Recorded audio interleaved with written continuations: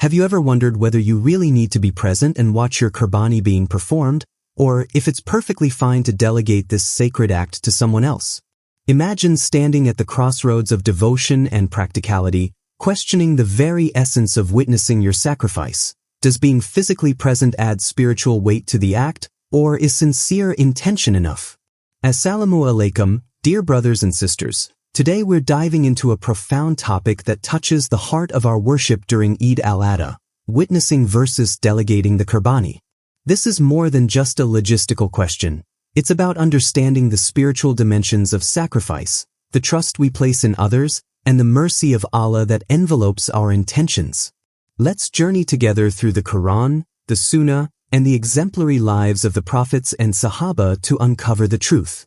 To begin, Qurbani is fundamentally an act of worship and obedience to Allah, commemorating the unparalleled submission of Prophet Ibrahim when he was ready to sacrifice his beloved son. The Quran reminds us in Surah As-Safat, "Indeed, we gave Abraham his sound judgment before, and we were of him well-knowing. When he said to his father and his people, 'Indeed, I am disassociated from that which you worship, except for he who created me, and indeed, he will guide me.'" This story sets the spiritual backdrop for our sacrifice. It is about surrendering to Allah's command with unwavering faith. But now the question arises, must we witness this act ourselves?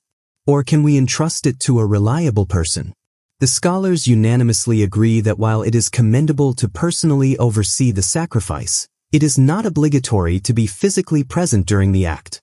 The validity of your Qurbani does not hinge on your attendance but rather on the correct intention, niyya, and adherence to Islamic rulings regarding the slaughter.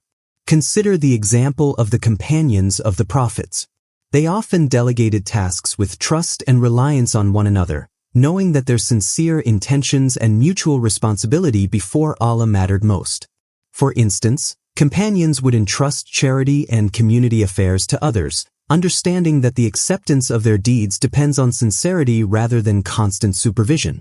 Imam an-Nawawi mentions in his writings that the owner of the animal may appoint someone else to perform the slaughter on his behalf, and this act is valid as long as the person performing it is competent and observes the proper Islamic guidelines.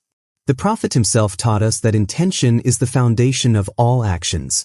Actions are but by intentions, and every man shall have only that which he intended. Bukhari and Muslim. This means that even if you are not physically present, as long as your intention is pure and the act is done correctly, your Qurbani is accepted. But what about the emotional and spiritual impact of witnessing your sacrifice? There is undeniable power in personally being there, feeling the weight of the moment, connecting with the legacy of Ibrahim, and experiencing humility as the blade falls.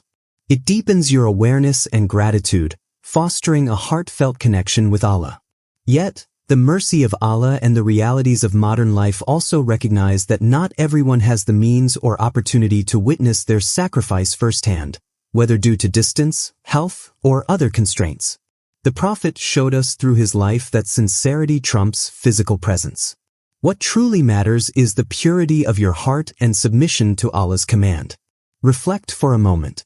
If your sacrifice is accepted because of your intention, does your physical presence add to or guarantee acceptance? Or is it more about your connection with Allah throughout the process? This question invites us to move beyond the surface and embrace the profound spiritual essence of Qurbani. Moreover, delegating the sacrifice also carries with it a responsibility, a trust that the person appointed will perform the act with due respect, following Islamic guidelines to avoid any harm to the animal and to pronounce the name of Allah at the time of slaughter as taught by the Prophet.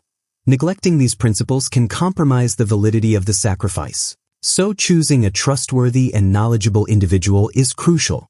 There is also a social dimension to consider.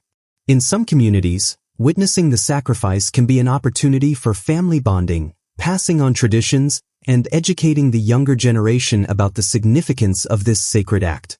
But even here, delegation can be part of the learning process when elders explain the meaning and importance of Qurbani, regardless of whether the younger ones are physically present at the slaughter.